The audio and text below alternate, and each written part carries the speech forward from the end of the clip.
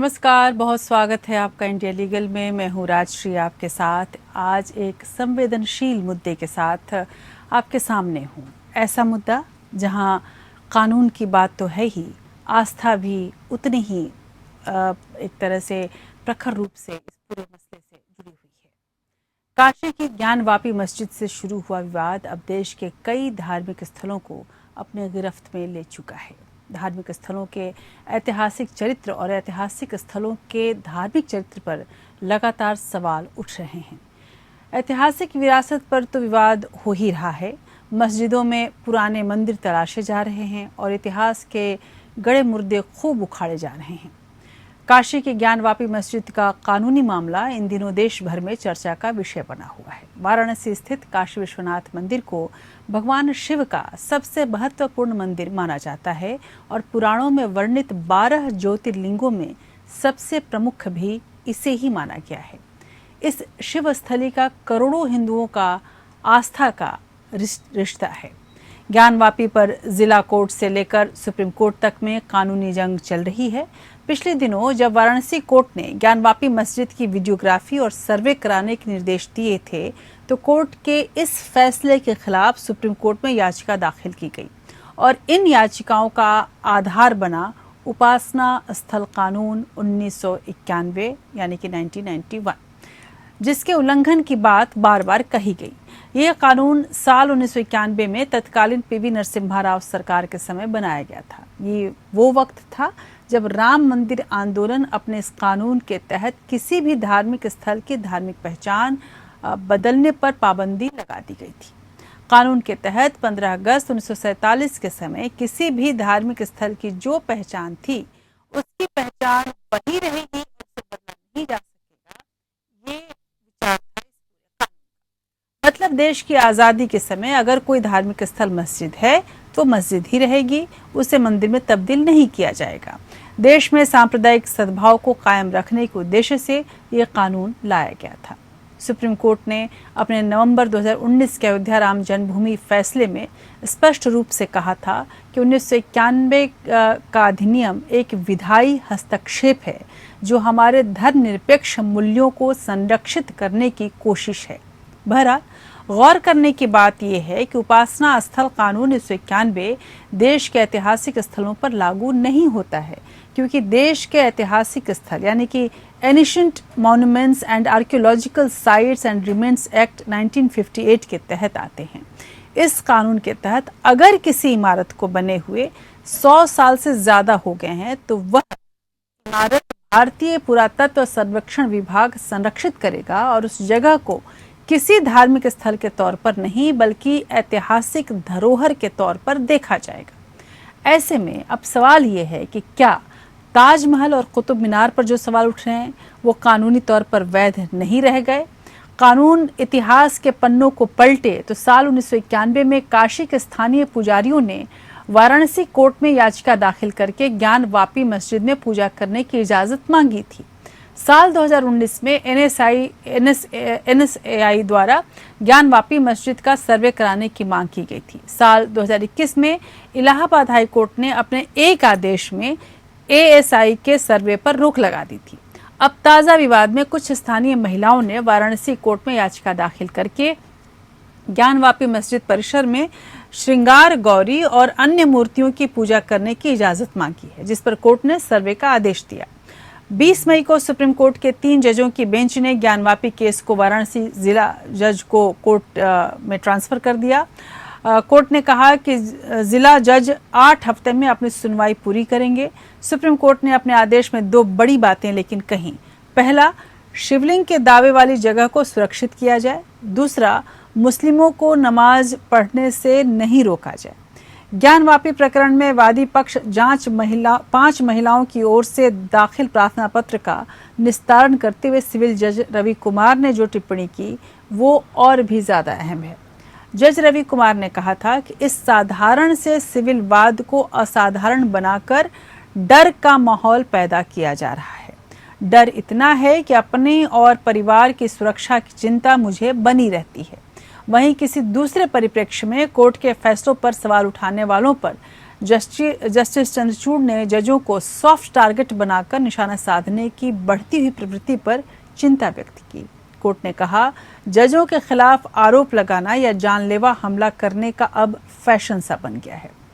Supreme court ने यह भी माना कि महाराष्ट्र और उत्तर प्रदेश में सबसे ज्यादा लोग ऐसा करते हैं। जाहिर है कि धार्मिक स्थलों से जुड़ा हुआ मसला काफी संगीन, गंभीर होता है।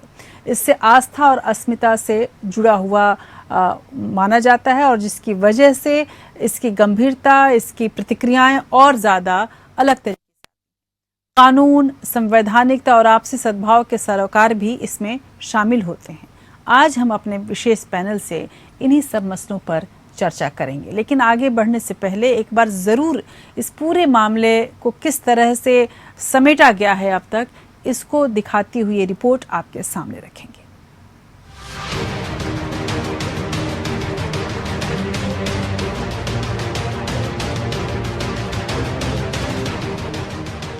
मंदिर मस्जिद विवाद से गरमाए माहौल में धर्म, आस्था, इतिहास और कानून के पेंच इतने उलझ गए हैं कि विवेक पर भी पर्दा गिरता दिख रहा है। ऐसे हालात में उपासना स्थल कानून 1991 की प्रासंगिकता बहुत बढ़ गई है। ये कानून साल 1991 में तत्कालीन पीवी नरसिम्हा राव सरकार के समय बनाया गया था। इस कानून के तहत 15 अगस्त 1947 के समय किसी भी धार्मिक स्थल की जो पहचान थी, उसकी पहचान वही रहेगी और उसे बदला नहीं जा सकेगा। मौजूदा स्थिति में अदालतें इस अधिनियम से बंधी हुई है और अदालतें जो कुछ भी करेंगी वो इसी कानून के आधार पर ही करेंगी। इस कानून में 7 धाराएं हैं। एक नजर डालते हैं उपासना स्थल कानून 1991 के प्रावधानों पर। उपासना स्थल कानून 1991 15 अगस्त 1947 को एक पूजा स्थल का चरित्र जैसा था, उसे वैसा ही बरकरार रखा जाएगा। धार्मिक स्थलों में कोई ऐतिहासिक प्रमाण मिलने पर भी स्वरूप में कोई बदलाव नहीं होगा। स्वरूप में कोई बदलाव नहीं, भले ही साबित हो कि इसे तोड़कर बनाया गया है। हिंदू या किसी धर्म के दूसरे पंथ के धार्मिक स्थल में भी बदलाव नहीं किया जा सकता। पुरातत्व महत्व की इमारतें भी अधिनियम के दायरे में आती है। ताजमहल, कुतुब मीनार जैसी पुरातत्व की इमारतों पर भी ये कानून लागू है। ऐतिहासिक इमारतों में धार्मिक अनुष्ठान नहीं हो तब भी स्वरूप में बदलाव नहीं होगा। मथुरा और ज्ञानव्यापी जैसे मामलों में कानून स्पष्ट तौर पर इन्हें इसी स्वरूप में रहने देता है। यानी ज्ञानव्यापी और मथुरा जैसे मामलों में धार्मिक स्थलों के मौजूदा स्वरूप में कोई तब्दीली नहीं होगी। धार्मिक स्थलों से छेड़छाड़ या क्षति पहुंचाने पर 3 साल की कारावास और अर्थदंड की सजा होगी। उपासना स्थल कानून बदला जा सकता है। अगर केंद्र चाहे तो इस कानून में संशोधन कर सकता है। कानून में बदलाव के लिए संसद में प्रस्ताव लाकर पास करना होगा और फिर कानून बनाना होगा। आज जब धार्मिक स्थलों का मसला सांप्रदायिक सद्भाव को आघात पहुंचाता दिख रहा है, तो उपासना स्थल कानून की एक तरह से परख हो रही है। सवाल ये भी है कि क्या ये कानून धार्मिक विवादों को सुलझाने में सक्षम है या फिर इसमें कुछ बदलाव की जरूरत है। सवाल ये भी है कि कानून में बदलाव की जगह क्या लोगों की मानसिकता में बदलाव होना चाहिए। Bureau report. और इस पूरे मामले पर हमारे साथ खास पैनल जुड़ रहा है। हमारे साथ जस्टिस भंवर सिंह, पूर्व जज इलाहाबाद हाई कोर्ट से जुड़ रहे हैं। हमारे साथ अक्षय शर्मा जुड़ रहे हैं, अधिवक्ता हैं, और स्वामी चक्रपाणी, अध्यक्ष हैं अखिल भारत हिंदू महासभा के। सबसे पहले जस्टिस भंवर सिंह, आपके पास आना चाहूँगी। पहला जो ये पूरा मसला है, अब सुप्रीम कोर्ट में जब ये डाला गया ज्ञानवापी मामला, खासकर कृष्ण जन्मभूमि मसले में जो प्लेसेस ऑफ वर्शिप एक्ट की तरह की एक तरह से परख हो रही है इस पूरे मामले में, यदि हम देखें तो क्या आपको लगता है कि ये एक्ट इस तरह के धार्मिक विवादों को सुलझाने में सक्षम है? ये सवाल मैं इसलिए भी पूछ रही हूँ क्योंकि आजकल जो माहौल है, जिस तरह की स्थिति है, उसमें ये सब कुछ बहुत उलझा हुआ सा दिखता है। दूसरा, जब मैं याचिका की बात करती हूँ तो याचिका में ये कहा गया है कि अधिनियम की ये जो धाराएं हैं कि धर्मनिरपेक्षता, धार्मिक स्वतंत्रता और कानून के शासन के सिद्धांतों का उल्लंघन हो रहा है। कैसे इस स्तर को आप देखते हैं? क्या इस कानून की अब कोई ज़रूरत नहीं रह गई है जैसे कि दावे किए जा रहे हैं? आप इस पूरे मामले पर पहली प्रतिक्रिया किस तरह से देना चाहेंगे? देखिए मैडम, ये वाकई पेचीदगी वाला मसला तो है ही, इसमें कोई दो राय नहीं है। जैसा आपने कहा, बहुत कॉम्प्लिकेटेड इशू है। और 1991 का जो प्लेसेस ऑफ वर्शिप एक्ट है, ये वाकई ही ऐसे मसलों को उखाड़ने के लिए अगर कोई कदम लेगा उस पर ये बाधा बनेगा जी। और 1991 का है। मगर सुप्रीम कोर्ट ने ये भी कहा है कि अगर कोई हिस्टोरिकल जांच का विषय है तो उसमें जांच की जा सकती है, उसका सर्वे किया जा सकता है। इस मामले में ये जब सुप्रीम कोर्ट या हाई कोर्ट, क्योंकि इस एक्ट की वायरस को भी चैलेंज किया गया है, यानी ये भी कहा गया है कि एक्ट जो है ये धर्म का अधिकार, right to equality, right to live and right to have faith in religion, ये इन सब के ऊपर एक कुठाराघात है, ऐसा हिंदू पक्ष का कहना है। जब इस कानून को चैलेंज किया गया है, इसको चैलेंज करते हैं, तो बेहतर ये होगा कि पहले सुप्रीम कोर्ट या हाई कोर्ट इलाहाबाद इस कानून के बारे में व्याख्या दें कि ये लीगल है, ये कॉन्स्टिट्यूशनल है, या कॉन्स्टिट्यूशन के जो फंडामेंटल राइट्स हैं उनके विपरीत। ये जब तक ये नहीं तय होता है तब तक ये इशू जो है इसके डिस्पोजल में परेशानी आएगी।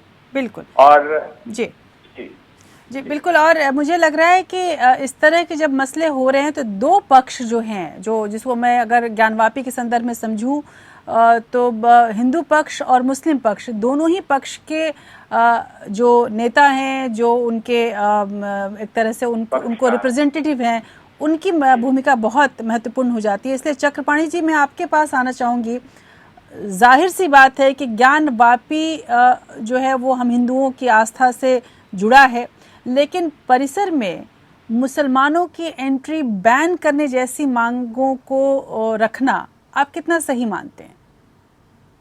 राजश्री जी, बिल्कुल। ये जो ज्ञानवापी मंदिर है, एक तो आपको सबको पता है ऐतिहासिक और साक्ष्य और उसके प्रमाण है इतिहास के पन्ने जब पलटिए तो कि किस प्रकार से उसको महाराजा टोडरमल ने 1585 में उसका निर्माण किया था, भगवान विश्वेश्वर के मंदिर को पंडित नारायण भट्ट के निर्देशन में। और उसके बाद 18 अप्रैल 1669 को औरंगजेब फतवा जारी करता है और उस मंदिर को और तमाम मथुरा के मंदिरों को तोड़ने के लिए वो कर देता है, और वो भी रमजान के महीने में तोड़वा देता है, फिर मंदिर को तहस-नहस करा देता है। तो ये फैक्ट है। और उसकी लड़ाई कितनी बार लीगल लड़ाई हुई है, कितने बार उसके लिए दंगे। 1809 में भी एक बार इसी मंदिर को लेकर के दंगे हुए, तो उस समय कलकत्ता के जो वाइस प्रेसिडेंट थे, उन्होंने जो तत्कालीन मजिस्ट्रेट थे मिस्टर वाटसन, तो उनसे इसके बारे में जानकारी चाहिए कि आखिर दंगे क्यों हो रहे हैं। तो उन्होंने अपने रिपोर्ट में लिखा है, जो रिपोर्ट आज भी उपलब्ध है लाइब्रेरी में। उन्होंने रिपोर्ट में अपने लिखा कि चूंकि ये हिंदुओं का मंदिर था और यहाँ पे औरंगजेब ने तोड़ने का तोड़वा किया था, और इसपे कुछ एक हिस्से पे मुसलमानों ने कब्जा किया है और इसके वजह से दंगे हो रहे हैं, और यहाँ का हित में यही है कि इनको यहाँ से हटाया जाए। अगर हटाया जाता तो निश्चित रूप से ये यहाँ पे शांति हमेशा के लिए बनेगी, वरना युद्ध की स्थिति हमेशा, दंगे की हमेशा स्थिति रही। और लेकिन उसके बाद कुछ हुआ नहीं, रफा दफा हो गया। उसके बाद 1936 में भी केस उसमें मुस्लिम सरकारों ने और भी सीमा को देने के लिए डाला था कि क्षेत्र बढ़ाया जाए। मैं चक्रपाणी जी, जाहिर सी बात है कि ऐतिहासिक बहुत सारे साक्ष्य हिंदू पक्ष की ओर से पेश किए गए हैं, लेकिन उन साक्ष्यों के जब तक, चूंकि ये मामला अब अदालत के दरवाजे पर है, अदालत में है, और अदालत ने, जो सुप्रीम कोर्ट ने कहा है कि ठीक है वो जो वजू खाना है वहाँ तो उसको सुरक्षा के घेरे में डाला जाए, लेकिन मुसलमानों को जो नमाज है वो अदा करने से नहीं रोका जाए। लेकिन हिंदू पक्ष का कहना है कि नहीं, ये एंट्री बैन होना चाहिए। मैं बहुत संक्षेप में जरूर जानना चाहूंगी आपसे, क्या इससे हम सबों को सहमत होना चाहिए? देखिए, पूजा और प्रार्थना दो विषय हैं। पूजा वो होती है जो हमारे देवता का स्थान जहाँ पे है वहां पे पूजा होती है, और प्रार्थना जो क्रिश्चियन करते हैं या प्रार्थना जो मुस्लिम करते हैं, नमाज पढ़ते हैं, तो प्रार्थना कहीं भी कर सकते हैं। विदेशों में आपको जानकारी होगी कि चर्च तो बेच दिए जाते हैं, तो और ये नमाज तो रेलवे स्टेशन पे भी पढ़ लेते हैं, कहीं भी पढ़ सकते हैं, लेकिन पूजा तो मंदिर में ही होता है और जी वो भगवान विश्वेश्वर का जी, स्थान तो है, आप ये किला मानते है। हैं कि वहां पर बैन हो, ये जो बिल्कुल बैन करने प्रतिबंधित जैसी होना मांगे है वो चाहिए। सही है? बिल्कुल ठीक है बिल्कुल राजश्री जी, मेरा जी ही मानना है जी। वहां पे लेकिन जगपाणी जी, प्रवेश पर इसके चाहिए। पहले कि मैं अक्षय के पास जाऊं, मैं आपसे एक और चीज, जब आपने ये पूरी बातें कही हैं, तो जिस तरह से ऐतिहासिक संदर्भ उठाया जा रहा है, अब हम 1991 एक्ट पे आते हैं। अब ऐसे में अगर हम इस तरह के ऐतिहासिक संदर्भ उठाएंगे तो जाहिर सी बात है कि आपकी नज़र में उपासना स्थल कानून 1991 जो है वो इस तरह के वादों को सुलझाने में सक्षम नहीं दिखेगा। क्या आप इसमें कुछ बदलाव देख रहे हैं या बदलाव देखना चाहेंगे? देखिए, मैंने प्रधानमंत्री जी को इस बारे में ज्ञापन कई दे चुका हूं और हमारी पूरी टीम सरकार से मिलना भी चाहती है, जी क्योंकि ये एक निश्चित रूप से वो जो मुगल कालीन समय में जो एक हिंदुओं पे अत्याचार किया गया, अन्याय किया गया, उस पाप को कहीं ना कहीं दबाने वाला है। और वो तो दबा भी वो तो जो मंदिर तोड़ा गया या धर्म स्थलों को तोड़ा गया, कब्जा किया गया, वो तो विदेशी लुटेरे थे, वो सोना लूटने आए थे। वो तो इतने कंगाल थे कि एक मस्जिद भी ढंग के नहीं बना सकते थे, उन्होंने मंदिर के दीवारों पे टोपी पहना दिया। तो उसको कहीं ना कहीं उनके पाप को जो है कहीं ना कहीं सरकार, तत्कालीन सरकार उस समय की, उसको ढकने के लिए, उसको रोकने के लिए उन्होंने अवैध रूप से कानून बनाया। जबकि उस कानून में विकल्प ये भी है कि आप समय पे परिवर्तन भी कर सकते हैं। तो हमारी सरकार से हमेशा मांग है और उसके लिए अभी हम कई कार्यक्रम करने वाले हैं कि जी 1991 वर्षिप एक्ट है उसको समाप्त किया जाए समाप्त और किया जी एक ऐसी कानून बनाने की आवश्यकता है कि मुगल कालीन समय पे जितने भी हमारे मंदिरों को तोड़ा गया उसको हिंदुओं को सौंपा जाए, चलिए उसके लिए अलग से कानून बनाए। जी। मैं उसमें और आगे बढ़ूंगी आपके साथ, लेकिन अक्षय जी, जब वीएचपी का मैं तर्क देख रही थी कि वीएचपी का तर्क ये है कि उपासना स्थल अधिनियम ज्ञानवापी मामले में लागू ही नहीं होता, क्योंकि शिवलिंग की उपस्थिति इस बात की पुष्टि करती है कि मूल संरचना का वास्तविक धार्मिक चरित्र और स्थान 1947 में एक मंदिर के समान था। अब कानून के इस तर्क को आप कैसे देखते हैं? क्योंकि 1947 में जब भारत आज़ाद हुआ और उसके बाद जब हम 1958 में अलग तरह के एक्ट के साथ आते हैं और 1991 में भी एक तरह से उसकी पुनरावृत्ति होती है, एक ये भाव रखा गया था कि पुरानी बातों को छोड़ा जाए और हम नई बातों के नए कानून के साथ हम शुरुआत करें। क्या आपको लगता है कि ये घालमेल है कहीं पुराने कानून को, नए कानून को, पुरानी स्थिति को नए स्थिति को जोड़ने का? ये थोड़ा सा कॉम्प्लेक्स क्वेश्चन है और आंसर भी इसका कॉम्प्लेक्स ही होना चाहिए जी। जहाँ तक religious character of a place का सवाल है, ये सिर्फ किसी की फिजिकल पोजीशन से हम नहीं माप सकते। 1947 15 अगस्त पर उस प्लेस का क्या रिलीजियस कैरेक्टर था, उस समय वहां पर पूजा अर्चना हो रही थी कि नहीं हो रही थी, वहां पर उसको एज ए टेम्पल ट्रीट किया जा रहा था या एज ए मॉस्क ट्रीट किया जा रहा था जी। ये सारी चीजें देखनी होगी। केवल एक फिजिकल प्रेजेंस होना इम्पोर्टेंट नहीं है, लेकिन ये इतना सीधा सा जवाब भी नहीं हो सकता, ठीक नहीं है। अगर हम इसको हिस्टोरिकल पर्सपेक्टिव में लीगल तरह से भी देखें, हमारा देश जो है विभिन्न सभ्यताओं का घर रहा है। धीरे धीरे सभ्यताएं पनपी हैं, बढ़ी हैं। समय समय पर सभ्यताओं के जो राजा लोग हुए हैं, नेता लोग हुए, अगर हम इसको सिर्फ हिंदू मुस्लिम से अलग भी रखें, तब भी धीरे धीरे नए नए राजाओं ने जिनकी श्रद्धा जिस धर्म में थी उस धर्म को ज्यादा बढ़ाया है जी। नए राजा के आने से पिछले धर्म पर थोड़ी सी रोक लगी है, चाहे वो तोड़ फोड़ हुई है या रिप्लेसमेंट हुआ है। ऐसे करते करते बहुत बार चाहे मंदिर, चाहे मस्जिद, चाहे गिरजे या और उपासना के स्थल टूटे हैं और बने हैं। धीरे धीरे जब मॉडर्न इंडिया का ये ढांचा तैयार हुआ 15 अगस्त 1947 से, अगर हम इसकी शुरुआत माने, उस समय हमारा क्या कैरेक्टर होना चाहिए, कॉन्स्टिट्यूशनल कैरेक्टर क्या होना चाहिए, समाज का क्या कैरेक्टर होना चाहिए, उस समय ये डिसाइड किया गया कि इस समय हमारी जो रिलीजियस जो सोच विचार वाले लोग हैं उनकी जो स्थितियां इस समय है ऐसी की ऐसी बरकरार रखी जाए और इसीलिए हम एक धर्मनिरपेक्ष राज्य के रूप में आगे बढ़े, एक हमने कॉन्स्टिट्यूशन बनाया जी। और शायद उस समय हम इस चीज को ठीक से नहीं देख पाए कि इस समय धार्मिक स्थलों की क्या स्थिति है, उनको कितनों को रेस्टोर करना चाहिए या नहीं करना चाहिए, ऐसी की ऐसे रखना चाहिए। तो शायद बहुत लेट हुआ, लेकिन शायद 1991 में आकर के ये कानून आया, सोचा गया। जी, मुझे लगता है कि ये कानून भी शायद उस समय थोड़ा जल्दबाजी में आया। हालांकि बिल्कुल हम एयर टाइट कानून बोलेंगे इसको, केवल 7 सेक्शन है।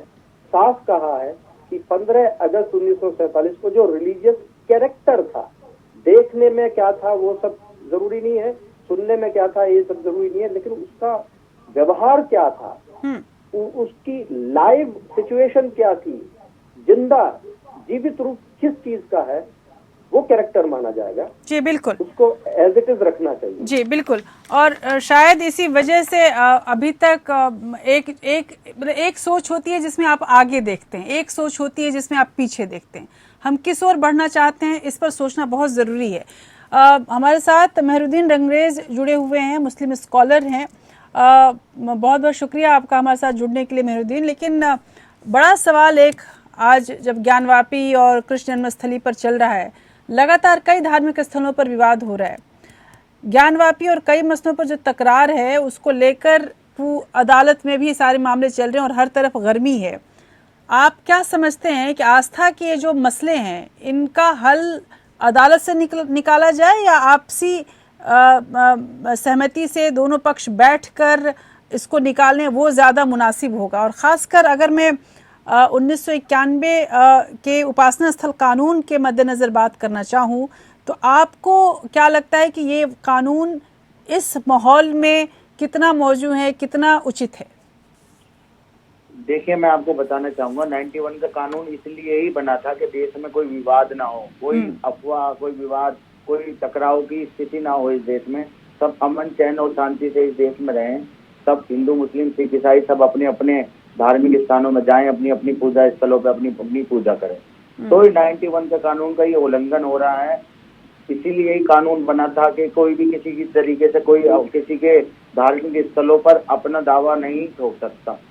तो जब जिस देश में कानून है तो देश में कानून है, संविधान है। अब देश आजाद हो चुका। जब देश आजाद नहीं हो रहा, जब यहाँ आक्रांता आए थे, जो अभी हमारे भाई बहन जितने भी आज हिंदू भाई बहन कहते हैं कि आक्रांता आए थे, उन्होंने मकान, सारी मस्जिदें, मंदिर तोड़ के मस्जिद बना दी।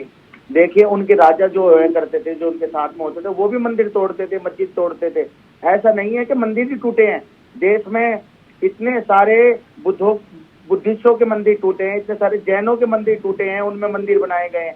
मगर ये चर्चा नहीं होनी चाहिए। चर्चा, देश में कानून है जब 91 का, उसके तहत इस देश में, और देश में संविधान है, उसके तहत देश चलेगा। आस्था से देश नहीं चलेगा। बस मुझे इतना ही कहना था। अभी जी चक्रपाणी जी, आप कोई इस पे प्रतिक्रिया देना चाहेंगे? आप बहुत देर से मुस्कुरा रहे थे, उसके बाद मैं जस्टिस भंवर सिंह से सवाल करूंगी। नहीं, मुस्कुराने की बात ये है, देखिए सवाल ये है कि 1991 एक्ट जो है वो सच पूछिए तो जो विदेशी आक्रांताओं ने जो लूटा उसको कहीं ना कहीं उसको प्रामाणिक देने का काम किया, प्रमाणिक करने का काम किया, बिल्कुल अवैध है, वो कानून ही गलत है। ये तो जानबूझ करके लोगों पे थोपा गया और ये जो भी होगा कोर्ट से ही होगा। मैं इस कानून के मद्देनजर मैं जस्टिस भंवर सिंह से पूछ लेती हूँ। जस्टिस भंवर सिंह, सवाल के पहले मैं न्यायमूर्ति डीवाई चंद्रचूड़ ने जो कहा है 1991 के अधिनियम के तहत, जो एक तरह से प्रतिक्रिया दी है 1991 अधिनियम पर, वो आपके सामने रखना चाहूँगी। कोट कर रही हूँ मैं उनको। उन्होंने कहा कि धार्मिक चरित्र का पता लगाना वर्जित नहीं है और इसी के साथ लेकिन जिस तरह का ताना बाना है देश में वो बिगड़ना नहीं चाहिए। पर अगर इस पूरे मामले को मैं देखूं तो वाराणसी लोअर कोर्ट की जो बात है वो भी बहुत अहम रहती है। सवाल ये है कि हिंदू धार्मिक चरित्र अगर स्थापित हो जाता है तो स्थल पर पूजा स्थल आधिपत्य की मांग को अदालतें कैसे निपटेंगी? जाहिर सी बात है कि सामाजिक आक्रोश बढ़ेगा, कहीं इधर से या उधर से प्रतिक्रियाएं होंगी। आप जो जजों की सुरक्षा की बात है, जजों की प्रतिक्रिया की बात है, उसको कैसे ले रहे हैं? देखिए, पूरी 50 साल की पूरी हिस्ट्री में मुझे बहुत सारे ऐसे वाकयात याद हैं जहां पर जजों पर हमले किए गए हैं। और जम्मू कश्मीर में भी जजिस की हत्या तक हुई है, जम्मू और पंजाब में जजिस की हत्या हुई है, और अपने उत्तर प्रदेश में तो बहुत इंसिडेंट्स हुए हैं जो मेरे पर्सनली मैं जानता हूं जिनको।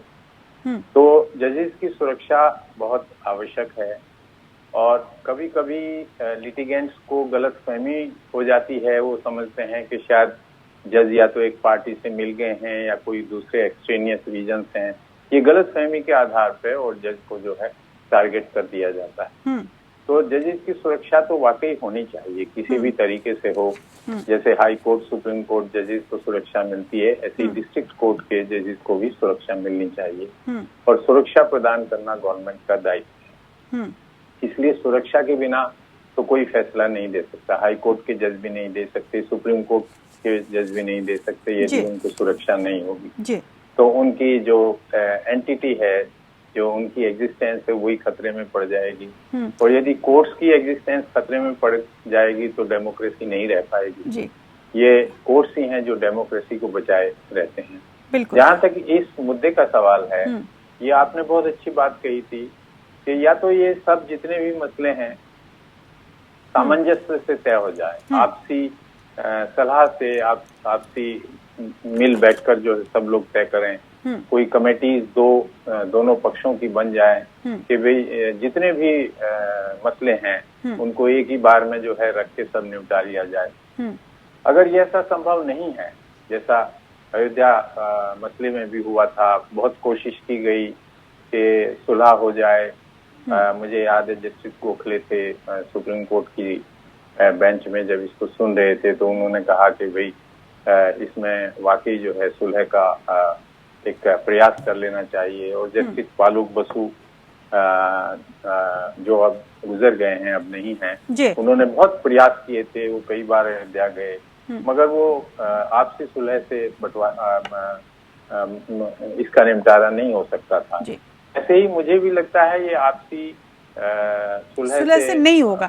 लेकिन लेकिन तो उसका फिर एक ही उसका अल्टरनेटिव है राजश्री मैम, कि फिर कोर्ट्स पे जो है दोनों पक्षों को आस्था रखनी चाहिए। कोर्ट्स जो है, चाहे हाई कोर्ट शुरू में तय करे, 1991 की वैलिडिटी को भी तय करे, और दूसरे यहाँ पे मंदिर था, मस्जिद थी, इनको भी तय करे, और इसमें सामंजस्य की तो वाकई बहुत जरूरत है। लेकिन जस्टिस मोहम्मद सिंह, जो हमारी जनरेशन हैं, आने वाली जनरेशन हैं, वो कैसे सर्वाइव करेंगी? जाहिर सी बात है। लेकिन जस्टिस मोहम्मद सिंह, एक यहाँ पर आपको रोकना भी चाहूंगी, और एक जब चूंकि ये बात हो रही है तो उसके रेफरेंस से मुझे याद आ रहा है कि बुनियादी सवाल ये भी है, चूंकि आस्था से जुड़ा हुआ इतना मसला है ये, जैसा चक्रपाणी जी ने भी कहा कि ये मसला आस्था से ज़्यादा जुड़ा हुआ है बजाय इसके कानून से। अब शायद इसी वजह से बुनियादी सवाल ये भी उठने लगता है कि क्या वाकई अदालतों को धार्मिक मसलों पर फैसला देना चाहिए। मुझे सबरीमला केस याद आ रहा है जिसमें जस्टिस इंदु मल्होत्रा ने बहुत स्पष्ट तौर पर एक तरह से डिसेंट करते हुए, और बाकी अपने पीठ से, अपने पीठ के जजों से, ब्रदर जजेस से डिसेंट करते हुए उन्होंने लिखा कि धार्मिक मसलों में जो है वो अदालत को हस्तक्षेप नहीं करना चाहिए। अगर ऐसी स्थिति आती है, और इसके अलावा भी आप जब देखते हैं कि धार्मिक प्रश्न निपटने के दौरान लोअर कोर्ट में मामला आया, फिर बड़ी पीठ में गए, फिर वो हाई कोर्ट में आया, सुप्रीम कोर्ट में, आप राम मंदिर का मामला देख लीजिए कितना लंबा चला, तो जाहिर सी बात है कि इससे वक्त बर्बाद होता है अदालत का भी। अगर इस तरह की स्थिति हो तो फिर क्या करें जब आस्था का मसला सामने आए? राजश्री मैम, जब ये सबरीमाला का कभी ट्रेडिशन बना होगा कि एक पर्टिकुलर एज ग्रुप की लेडीज वहां नहीं जाएंगी, तब कॉन्स्टिट्यूशन ऑफ इंडिया लागू नहीं था। कॉन्स्टिट्यूशन ऑफ इंडिया तो 1950 में आया, और वो ही हमारे देश का कानून है। उस कानून के कसौटी पर सारे बाकी रखे जाएंगे। यदि कोई विवाद उठता है तो उस कानून जो कॉन्स्टिट्यूशन में लिखा है उसी की कसौटी पे रखा जाएगा। अगर वो डिस्क्रिमिनेटरी है सबरीमाला का तो उसको जरूर रद्द किया जाएगा। इसी तरीके से आप देखेंगे, आपको याद होगा कि हिंदुओं में हिंदू कानून था सक्सेशन एक्ट, जिसमें लड़कियों को कोई हिस्सा नहीं मिलता था। जब नया कानून आया, जब हमारा कॉन्स्टिट्यूशन आया तो कहा कि ये तो वाकई डिस्क्रिमिनेटरी है, लड़कियों को क्यों नहीं मिलना चाहिए, तो अब लड़कियों को मिलने का काम हुआ। ऐसे ही मुस्लिम लॉ में भी जब तलाक की बात थी, वो तलाक जो है संविधान की कसौटी पे रखा गया तो उसको भी बदला गया। तो इस तरीके से ये मैं नहीं मानता हूं कि ये कोर्ट का इंटरफेरेंस है। कोर्ट कोई भी डिस्प्यूट होगा, यदि डिस्प्यूट होगा, लड़ाई झगड़े होंगे, समाज में झगड़े होंगे, उनको निपटाएंगे। एक डेमोक्रेटिक सेटअप है हमारे पास, पार्लियामेंट है। पार्लियामेंट आज अगर दूसरा कानून ला दे कि भाई हाँ वाकई नहीं अब कुछ नहीं होगा, कोई प्लेसेस ऑफ वर्शिप में चेंज नहीं होगा, हमें मानना चाहिए। अगर सुप्रीम कोर्ट कहता है नहीं होगा, हमें मानना चाहिए। सुप्रीम कोर्ट कहता है कि कानून जो है 1991 का ये कॉन्स्टिट्यूशन की अवहेलना है, उसमें जो रिलीजियस राइट टू रिलीजन है, जो राइट टू फेथ है, उनके ऊपर जो है ये कुठाराघात है, तो उसको जो है उसी पर्सपेक्टिव में देखा जाना चाहिए। जी बिल्कुल। मामला इतना आसान भी नहीं है, पेचीदा है, जहाँ आस्था है, जहाँ कानून है, लेकिन इसमें कोई शक नहीं कि ये सारे बातें जो हैं वो अदालत के दर पर हैं और अब यहाँ से कोई राह निकलने की उम्मीद है। पर इसी बीच कई अलग अलग विवाद हमारे सामने आ रहे हैं, कई हर वक्त एक नई घटना हमारे सामने आ रही है और उसको अलग परिप्रेक्ष्य में समझना हमें पड़ रहा है। हमारा पैनल हमारे साथ जुड़े हुए हैं। अक्षय, आपके पास आना चाहूँगी। जब ये पूरे सवालों का अंबार मेरे पास है आप चारों से, इसी बीच एक बेहद अहम सवाल है जो मैं आपसे करना चाहती हूँ कि एक बड़ा घटनाक्रम कुछ मथुरा के मामले में सामने आया, जहां एक दीवानी अदालत ने कहा कि places of worship act 1991 Krishna जन्मभूमि विवाद पर लागू नहीं होता। इस मामले में याचिकाकर्ता का तर्क ये है कि श्री कृष्ण जन्मस्थान सेवा संस्थान और शाही ईदगाह ट्रस्ट के बीच एक समझौता की डिक्री 1974 में अस्तित्व में आई, इसलिए जिला न्यायाधीश ने उस विशेष सूट के लिए धारा 43B लागू किया है। इसलिए जिला न्यायाधीश ने उस विशेष वाद में जो डिक्री का मुकदमा है उसको चुनौती एक विषय वस्तु थी और उसी पर सुनवाई चल रही थी। अब इसके हिसाब से, इस डिक्री के हिसाब से ये था कि शाही ईदगाह मस्क मैनेजमेंट में जो है वो कमेटी है, वो जिसने एग्रीमेंट साइन किया उसमें ज़मीन की रक्षा तो टेम्पल ट्रस्ट करेगी और मस्जिद जो है वो टेम्पल को रन कराएगी। इस तरह की आपसी समझौता थी जिसको आपको सौहार्दपूर्ण समझौता कहेंगे। अब इस तरह का जब मसला हो तो 1991 एक्ट की क्या अस्तित्व यहाँ रह जाता है, पहला। दूसरा ये कि अगर इस तरह की बातें हों तो क्या हम यहाँ पर कोई और तरह की याचिका, जैसा कि हिंदू वर्ग की तरफ से इसके लिए भी याचिका दाखिल कर दी गई है, तो आखिर किस तरह से उसको एंटरटेन करेगी अदालत? देखिए, इसको दो तरह से हम देखें। एक तो हम जब एक्सेप्शंस की बात कर रहे हैं 91 के एक्ट में, तो उसमें जो एक्सेप्शंस दिए गए हैं, जैसे हिस्टोरिकल मॉन्यूमेंट पर ये लागू नहीं होगा, या ऐसा डिस्प्यूट जो सेटल हो चुका है, जिसपे जजमेंट हो चुका है, वो नहीं होगा, या जिसमें पार्टीज ने सेटलमेंट कर लिया है। ये एक्सेप्शन एक्चुअली ये इसलिए दिए गए हैं कि जो ऑलरेडी मैटर सेटल्ड है, इसमें कोई अब डिस्प्यूट नहीं है या आगे भी आने के चांसेस नहीं है डिस्प्यूट होने के, उनको भी यथा स्थिति बनाए रखने के लिए ये एक्सेप्शंस दिए गए। अब अगर हम इन एक्सेप्शंस के ही आधार पर नई डिस्प्यूट पैदा करें तो वो लीगली वाजिब नहीं है, वायबल भी नहीं है। बिल्कुल। तो चक्रपाणी, लीगल एस्पेक्ट है। दूसरी एक चीज शेयर करना चाहूंगा, आपने कहा भी कि क्या आपकी बातचीत से और उससे हो सकता है। हमारे लीगल सिस्टम में एक बहुत अच्छा सिस्टम धीरे से इवॉल्व हुआ, वो है मीडिएशन, कंसिलिएशन का सिस्टम। अब ये हुआ तो इस तरह से कि पारिवारिक झगड़े जो होते हैं, एक परिवार के अंदर जो झगड़े होते हैं, उसमें ऐसी बातें होती हैं कि बैठ करके भी उनको सेटल कर सकते हैं। ऐसे ही अगर हम एक देश को परिवार मानते हैं और अलग अलग धर्म के मानने वालों को उस परिवार का सदस्य मानते हैं, खासतौर से जहाँ आस्था का विषय है, और एक दूसरे से ऐसे जुड़े हुए हैं, आपस में रोजमर्रा के ऐसे संबंध है जिसमें हम बैठ के अपने मन मुटाव को दूर करके कुछ कर सकते हैं, तो ये बहुत अच्छी बात है। बिल्कुल, लेकिन मैं आपको बता रहा था, मैं एक छोटा सा और समय लेना जी, लेकिन अक्षय मैं बस अपने कमेंट दे दूं कि ये जो मामला है मथुरा वाला, वो तो मुझे लग रहा है कि मीडिएशन पहले ही हो चुका था, एक समझौता है उनके बीच, अब उसको भी चैलेंज किया गया है। उस आधार पे क्या आपको लगता है कि वाकई आस्था के मसले पर मीडिएशन कोई काम कर पाएगी? राम मंदिर में हम इसका फेल्योर देख चुके हैं, तो कितना आपको लगता है कि मीडिएशन से हम उम्मीद रख पाएंगे? देखिए, मीडिएशन की मैं जब बात कर रहा हूँ, उसका जोर दे रहा हूँ, तो मेरा पर्पज ये है कि शायद हो सकता है आने वाले समय में कोई PIL लगे, ऑनरेबल सुप्रीम कोर्ट कुछ इस तरह के डायरेक्शन दे कि कोई एक हमारा जुडिशियल कमीशन का कोई ऐसा सिस्टम हो जो ओवरऑल, जो जिसमें कंट्रोल ऑब्जर्वेशन हो, वो एक जुडिशियल सिस्टम का, हमारी ऑनरेबल सुप्रीम कोर्ट के रिटायर्ड जजेस का, या ऐसा हो जो लीगल चीजों के एक्सपर्ट हैं। इसके अलावा उसमें मेंबर्स हो, सभी धर्मों के जानकार हो, और ESI के एक्सपर्ट्स हो। इन सारी चीज, इन लोगों की टीम के साथ अगर वो किया जाए, तब शायद कुछ उम्मीद बन सकती है। आस्था का भी ध्यान रखा जाए, लेकिन लीगल जो हमारा प्रारूप है, उसको देखा जाए, हमारा स्टेट है, उसको भी सर्वोपरि उसको रखना है। बिल्कुल। चक्रपाणी जी, जब आस्था से भी जब बात आगे बढ़ने लगती है, हमारे पास एक और है, केवल 1991 एक्ट ही नहीं है, बल्कि ancient monuments and archaeological sites and remains act 1958 भी है, जिसके तहत हमारे तमाम ऐतिहासिक धरोहर आते हैं। उसमें ताजमहल भी है, उसमें कुतुब मीनार भी है।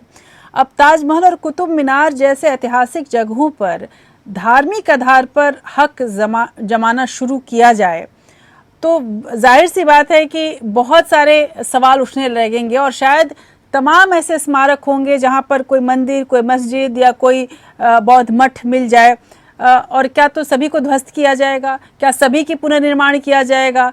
ये आपको लगता नहीं कि ये थोड़ा ज्यादा बात आगे बढ़ाने वाली है और अग्रेशन है एक तरह से हिंदू पक्ष के द्वारा?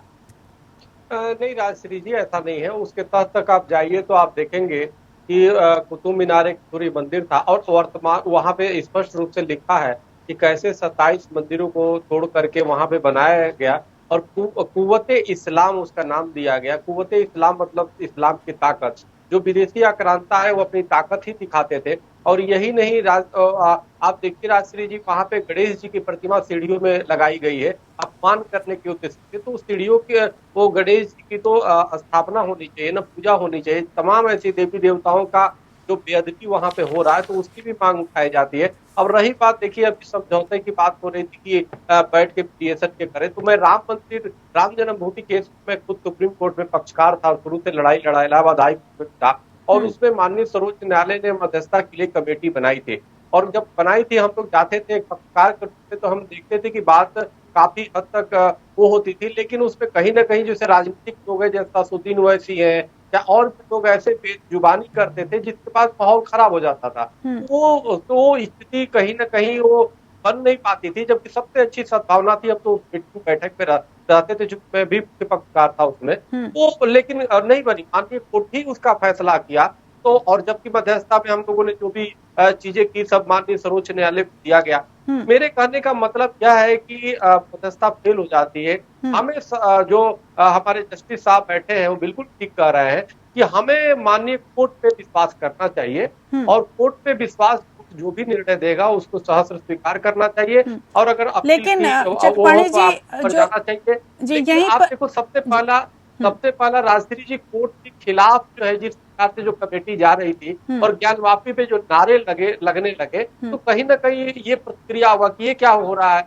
क्योंकि किसी को उतना पता नहीं, उन्होंने राष्ट्रीय मुद्दा बना दिया विरोध करके कि हम तो अंदर नहीं घुसने देंगे, ये नहीं करने देंगे। लेकिन कोर्ट का सम्मान करना चाहिए। बिल्कुल चक्रपाणी जी, कोर्ट का सम्मान तो करना चाहिए, लेकिन साथ में जैसा आपने ही ये मसला उठाया, इसलिए मैं, और ये बड़ा अभी आजकल चल रहा है, आप अगर सोशल मीडिया पर उठाकर देखें तो दोनों ही पक्ष की तरफ से एक तरह से देखा जाए तो एक दूसरे के धार्मिक आस्थाओं पर या जो भी धार्मिक प्रतीक हैं या धार्मिक कहानियां हैं, उन सभी पर लगातार इस तरह के, मैं बहुत हद तक कहूँ तो वल्गर कमेंट किए जा रहे हैं, जिनको बर्दाश्त नहीं किया जा सकता दोनों ही पक्ष के।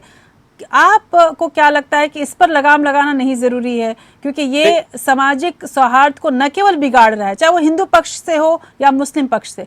किस तरह की कोशिश आप लोग करेंगे? हालांकि लीगल कोई सवाल नहीं है, लेकिन आपसे पूछना जरूरी है। देखिए राजश्री जी, मेरा इस पर बड़ा स्पष्ट मानना है कि चाहे कोई भी इस प्रकार से कार्य करता है, मैं उसकी घोर निंदा करता हूं और मैं चाहता हूं कि उसके खिलाफ सख्त सख्त कार्रवाई हो। हम जी मंदिर में आस्था है, हमारी देश की आस्था है, हम चाहते हैं उसको सम्मान मिले, ये एक से अलग हो गया, वो भी संविधान के दायरे में। और दूसरी तरफ किसी के प्रति हम आपत्ति टिप्पणी करें, धार्मिक कमेंट करें, तो ये बड़ी निंदनीय है, आपराधिक है।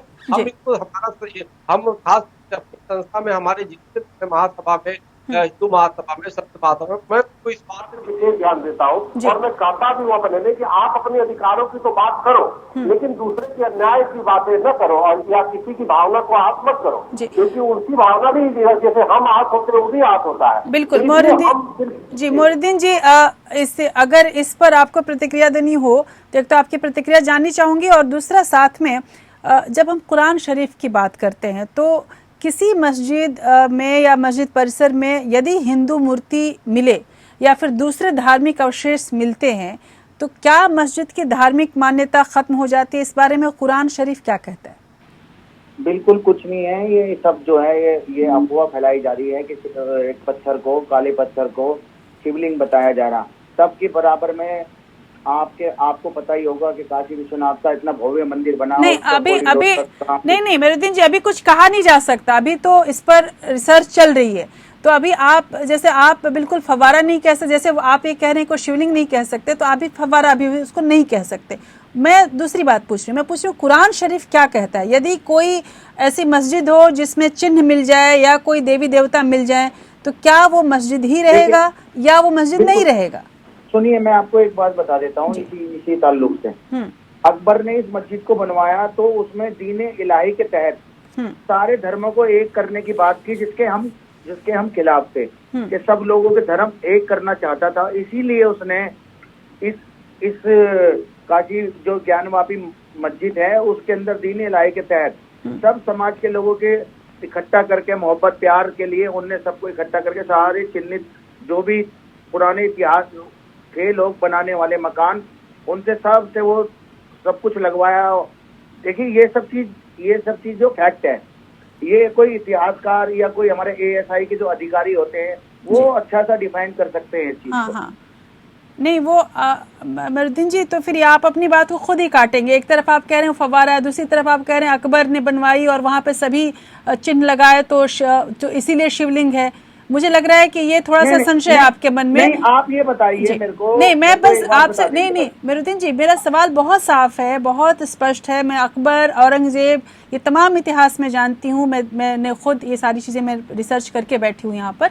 मैं बस आपसे ये पूछना चाह रही हूँ कि कुरान शरीफ क्या कहता है, क्योंकि मैं कुरान शरीफ के उन आयतों शुराओं से वाकिफ नहीं हूँ कि अगर कोई मस्जिद हो जहाँ पर नमाज अदा की जाती हो, वहाँ पर यदि किसी अन्य धार्मिक स्थल के चिन्ह मिलते हो, कोई और देवी देवता मिलता हो, तो क्या वो मस्जिद वैध रहेगी? क्या फिर भी मुसलमान वहाँ पर उस काफिरों के पूजा स्थल पर पूजा करेंगे नहीं करेंगे? मैं बता रहा हूँ।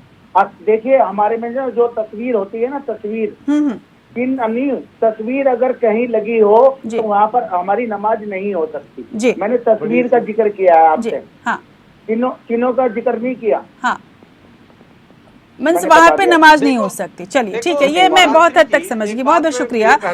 दूसरा जी हाँ चक्रपाणी जी आप बोले, उसके बाद मैं दूसरा सवाल उनसे करूंगी। हाँ, देखिए मैं एक बात कहना चाहता हूँ कि देखिए ये लड़ाई हिंदू मुस्लिम बिल्कुल नहीं है। मैं आपको बताना चाहता हूँ ये लड़ाई भारतीय बनाम विदेशी आक्रांताओं की है। और मैं आपको ये भी बताना चाहता हूँ कि जिस मंदिर को तोड़ा गया उसमें काफी लोग कंफ्यूज है कि वो 1585 बना, जिसको महाराजा टोडरमल ने बनाया। अभी ये सब कुछ अभी मैं इस पर मैं बता दूं, जी मैं जो बोलना चाहता हूँ उसको जी देखो, वैसे भी मंदिर पे तोड़ करके वहाँ पे नमाज के लिए व्यवस्था करना, अल्लाह ताला जो चलिए वो मैं देखूंगी। वो पहले मैंने मोहिउद्दीन से मेरा सवाल था। नहीं चक्रपाणी जी, आप चक्रपाणी जी वो उन्होंने बोल दिया अपनी बात। मोहिउद्दीन, मेरा आपसे सवाल था, वो ये सवाल ये है कि अगर एक और यहीं से जुड़ा हुआ, सभी के मन में उत्सुकता है, इसलिए मैं जरूर पूछ रही हूँ आपसे कि ज्ञानवापी शिवलिंग पर जो विवाद है, अगर उसी तरह के दूसरे स्थल पर किसी और मस्जिद में कहीं और अगर इस तरह के धार्मिक पहचान, हिंदू अवशेष मिलेंगे तो उसमें मुस्लिमों की प्रतिक्रिया क्या होगी, पहली।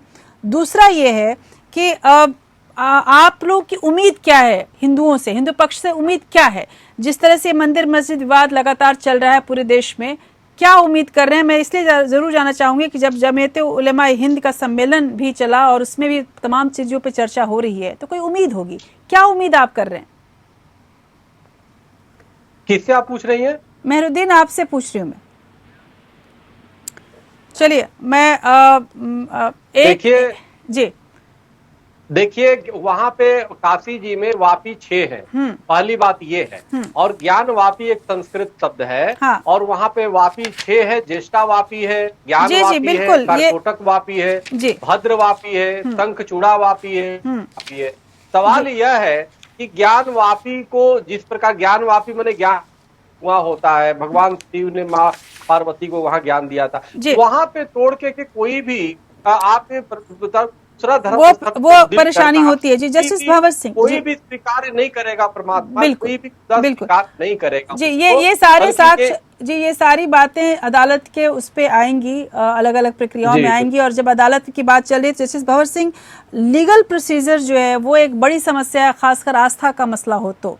जब कानूनी प्रक्रिया के कारण जो लोअर कोर्ट्स की सुनवाई पर सवाल उठने लगते हैं, जैसा कि तमाम साक्ष्य अपने तरीके से एक पक्ष रखता है, ऐतिहासिक साक्ष्य रखता है, पौराणिक साक्ष्य रखता है, खासकर आस्था के मामले जब होते हैं तो।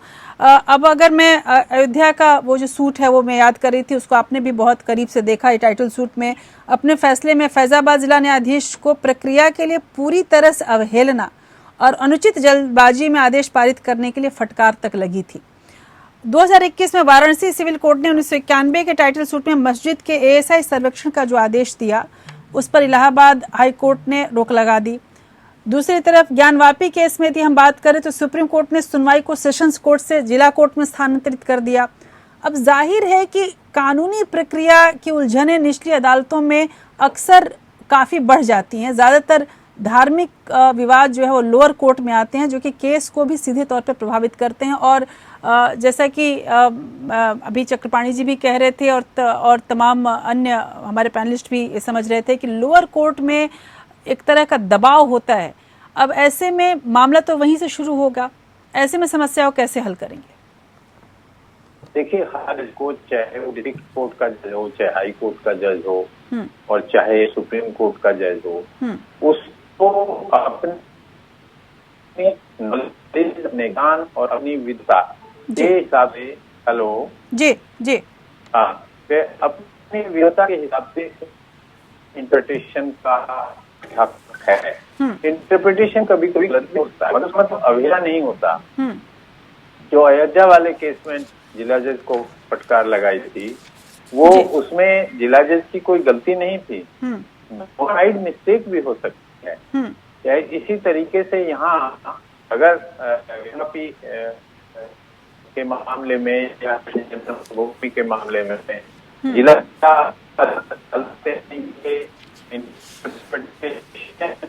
करती है इन विभाग पर, तो उसको हमें मानना चाहिए। ये पता अलग है कि हम उस हाईकोर्ट में चैलेंज करें जिस पर जी बिल्कुल जी अगर वो मुस्लिम पक्ष के खिलाफ है, मुस्लिम पक्ष को जो हाईकोर्ट में आना चाहिए, सुप्रीम कोर्ट जाना चाहिए, तो ये लिए ही माना जाता है। उनको ये भी नहीं चार्ज उनको लगाया जा सकता कि साहब उन्होंने पक्षपात किया, बावजूद हिंदू हो। हिंदू लोग मुस्लिम के पक्ष में खूब जजमेंट देते हैं, लाइकवाइज मुस्लिम लोग हिंदुओं के पक्ष में बहुत जजमेंट देते हैं। तो ये आस्था की बात है, हमें न्यायिक जो प्रक्रिया है, हमारी जो न्यायिक प्रणाली है, उसमें आस्था रखना चाहिए। हाईकोर्ट में भी आस्था रखना, सुप्रीम कोर्ट में भी, जिला अदालतों में भी। अगर ये हमारी खत्म हो जाएगी तो जो है सारा डेमोक्रेटिक ढांचा जो है वो खत्म हो जाएगा। जी बिल्कुल।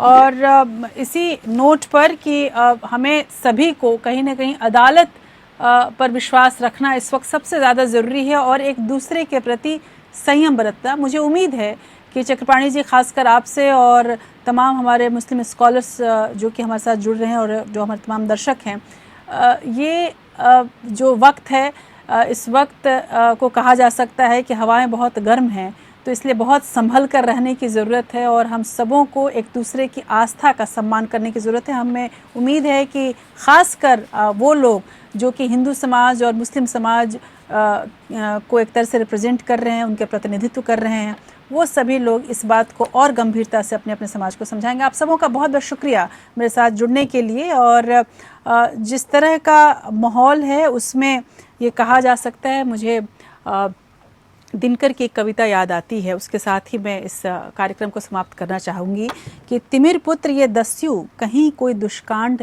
रचे ना, सावधान हो खड़ी देश भर में गांधी की सेना। हम सभी लोग गांधी की ही सेना हैं। बलि देकर भी बलि, स्नेह का ये मृदु व्रत साधो रे, मंदिर और मस्जिद दोनों को एक तार में बांधो रे।